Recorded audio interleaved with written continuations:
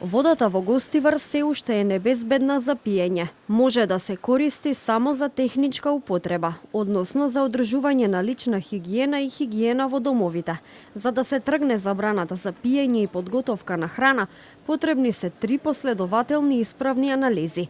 Министерот за внатрешни работи Панче Тошковски, по завршувањето на состанокот на кризниот штаб, рече дека во наредниот период ќе се зголемат мерењата за квалитетот на водата со цел да се има појасна слика кога гостиварци ќе добијат питка вода. Апелираше до граѓаните што е можно повеќе да пуштаат да истекува водата низ чешмите, бидејќи освен преку хиперхлоризација, само така дополнително ќе се олесни процесот на прочистување.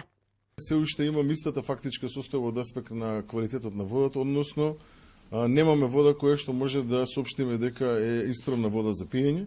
Остануваме на истите препораки од претходно и од страна на Институтот за јавно здравје, АХВ, од страна на експертите од јавното предпријатие Водовод Скопје, од страна на сите чинители кои што бевме денеска овде, беа соопштени одредени детали поврзани со квалитетот на водата, точки мерни каде што се взимаат примероци, се уште варира квалитетот на водата и не е на соодветно ниво за да истата може да биде предмет на пиење, останува значи да се употребува како техничка вода. Треба да се истекува водата максимално во наредниот период, колку што е можно повеќе ги замолуваме граѓаните да ја истекуваат водата до секој едно корисничко место кое што го поседуваат и во приватна собственост.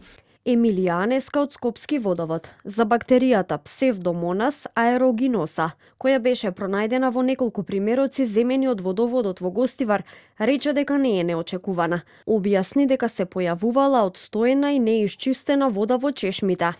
Одреден број од примероците е констатирана бактеријата Псевдомонас. Тоа бактерија најчесто се јавува како биофилм во цевководниот систем и најчесто се јавува од застоена вода. Со оглед на тоа дека претходно имаше и забрана за водата да се користи ниту за пиење, ниту за техничка, е очекувано истата да се јавува во примероците.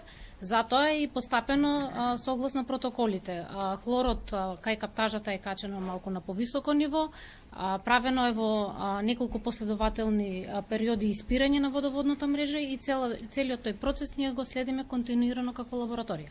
Од Министерството за здравство информираа дека во изминатите 24 часа бројот на луѓе кои биле на преглед поради симптоми од загадената вода во болницата во Гостивар е 78.